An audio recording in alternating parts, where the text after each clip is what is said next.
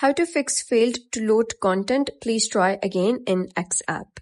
Hello guys and welcome back to the channel. In this video, I'm going to show you how you can fix this issue. Many users have reported the same error across online communities and discussion forums, including social media threads and app reviews.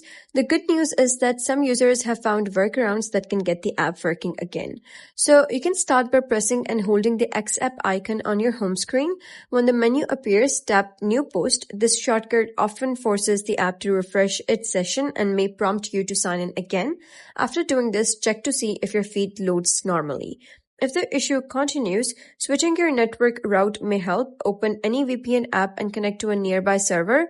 Once the VPN is active, reopen the X app and see if the content loads properly. Some users have reported success using this method when the app fails to load on their regular connection.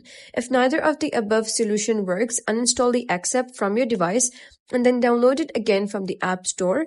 Reinstalling can clear corrupted files that may be causing the error.